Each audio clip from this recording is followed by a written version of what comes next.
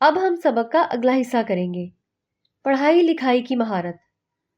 سوال نمبر 3، مثال کے مطابق ارکان سازی اور الفاظ سازی کریں۔ بچوں، الف کے تحت ایک مثال دی گئی ہے۔ اس مثال کے مطابق ارکان سازی کرتے ہوئے لفظ رائگاں بنایا گیا ہے۔ اب ہم اگلے اجزاء میں دیے گئے ارکان کو ملا کر لفظ بنائیں گے۔ بے، یہ بنے گا کاریگری۔ جیم، بچوں، یہ بنے گا کارخانہ۔ دال، یعنی استفہام ہے، یعنی لاجوردی۔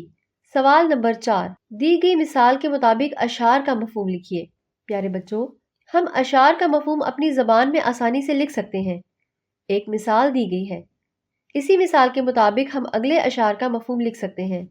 مثال، سورج بنا کے تو نے رونق جہاں کو بخشی، رہنے کو یہ ہمارے اچھا مقام بنایا۔ اے اللہ، تو نے سورج بنا کر دنیا میں رونق پیدا کر دی، اس زمین کو ہمارے مکان کی طرح بنایا جہاں ہم رہ رہے ہیں۔ اب اگلا شعر کا مفہوم پڑھتے ہیں۔ پیروں تلے بچھایا کیا خوب فرش خاکی، اور سر پہ لاجوردی ایک سائے باں بنایا۔ اس شعر کا مفہوم کچھ اس طرح بنتا ہے۔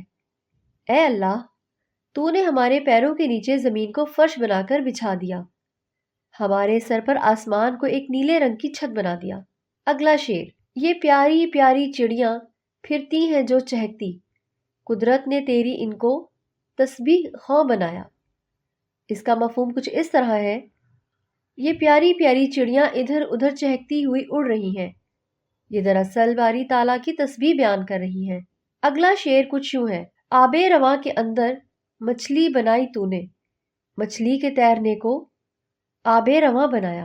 اے باری تعالیٰ، تو نے پانی جاری کر دیا، اس جاری پانی میں مچھلی بنا دی، مچھلی اسی پانی میں زندہ رہتی ہے۔ اگلا اور آخری شعر ہے، ہر چیز سے ہے تیری کاریگری ٹپکتی، یہ کارخانہ تو نے کب رائگاں بنایا۔ اس کا مفہوم کچھ یوں ہے، اے میرے خالق، جو چیز تو نے بنائی اس میں تیرا ہنر اور تیری کاریگری ظاہر ہوتی ہے، دنیا کا یہ کارخانہ تو نے فضول نہیں بنایا۔ سوال نمبر 5، مثال کے مطابق درج ذیل انگریزی اعداد، ہندسوں کو اردو اعداد ہندسوں اور الفاظ میں لکھیے۔ پیارے بچوں، سوال نمبر 5 کے تحت جو اعداد دیے گئے ہیں، ہم یہ اعداد پچھلی جماعت میں پڑھ چکے ہیں۔ یہ اعداد اعادے کے طور پر دیے گئے ہیں۔ یہ اعداد میں پڑھ دیتی ہوں، آپ نے اسکرین پر یہ اعداد دیکھ لینے ہیں، بعد میں انہی اعداد کی مدد سے خالی جگہ پر کر لینی ہے۔